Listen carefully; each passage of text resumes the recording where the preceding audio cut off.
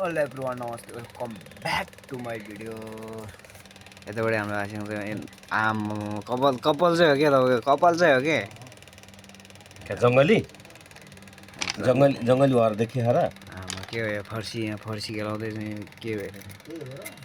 आमा यता छ आलु आलु आलु खाँदा खाँदा खाँदा जिन्दगी नै आलु जस्तो भइरहेछ यतापट्टि साग छ यतापट्टि आस्याङ छ यतापट्टि प्याज आलु लसुन खुर्सानी उता खोर्सानी पोरो त्यहाँ यता पनि छ यस्तो छ जिन्दगी आलु खाँदा खाँदा खाँदा खाँदा जिन्दगी आलु जस्तो भइसक्यो मासु चाहिँ एकदम खान मन लागिरहेको छ तर दिनकै जस्तो मासु खाइरहेको छ आजभोलि चाहिँ होइन बहिनी मासु चाहिँ खान मन लागिरहेको छ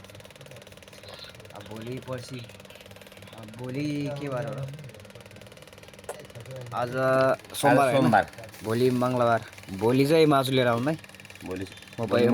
कार्ड पठाउँछु ओके के गरेन र के को च्वाचे खाने एउटा च्वाचे हजुरलाई हजुरको मर्जी च्वाचे खाने के खाने च्वाचे खाउँ न होइन च्वाचे खानु पर्ला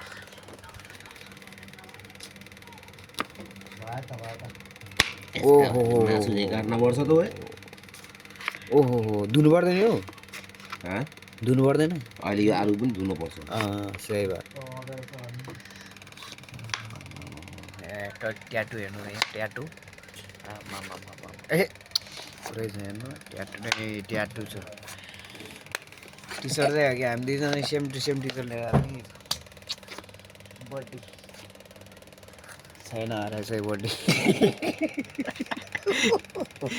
दिनभरि काम गऱ्यो राति आयो आलु खाने अनि मान्छे सुक्दैन नि सुकिहाल्छ नि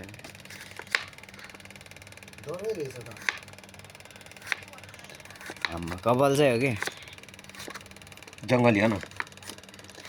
पहिलाको त्यो फिल्म हेर्दाखेरि त्यो के भन्छ सलमान खानको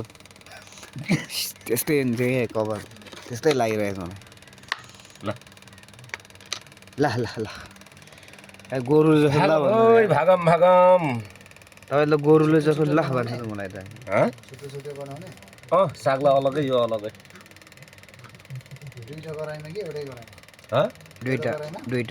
दुईटामा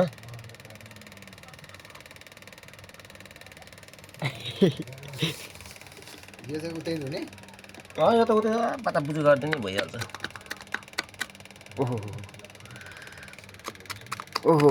दुख्छे होइन घोच्नु नि त्यसलाई ओहो आँखामा आउँछ अहिले है कस्तो आँखा आउँछ ए किन लाइटले देखेन त्यही लाइट बालिरहेछ म बत्ती भिडियो बनाउँदैछ त मान्छेले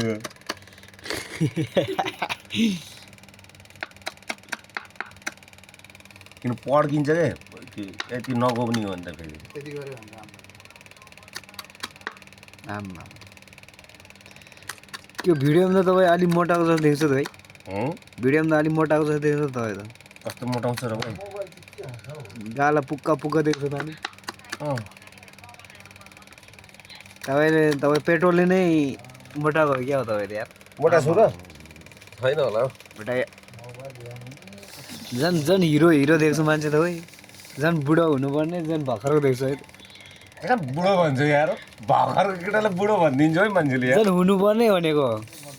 भर्खरको देखिरहेछ भनेको झन् बल्ल कति वर्ष भयो र 16 वर्ष त भयो अनि 16 अलिक धेरै भन्नुभएछ 16 नि धेरै भन्नुभयो आज 16को चाहिँ आधा भन्नुपर्ने 8 वर्ष बल्ल 16 वर्ष पुगेछ यार विदेशमा आउनको लागि त यसो उमेर बढाएको होइन विदेशमा आउनलाई यसो उमेर पो बढाएको हो त अनि 1-2 वर्ष उमेर बढायो अनि आउनु भयो 1-2 वर्ष यसो उमेर बढाउनु पर्यो ल हिँडिहालौँ यस्तो गज्याङ गिजिङ सब बोकेर हिँडौँ अब ल हिँड्नु म यो फेरिदिन्छु एउटा बिस्कुट चाहिँ टोकेर हिँड्नु बिस्किट खानु पर्यो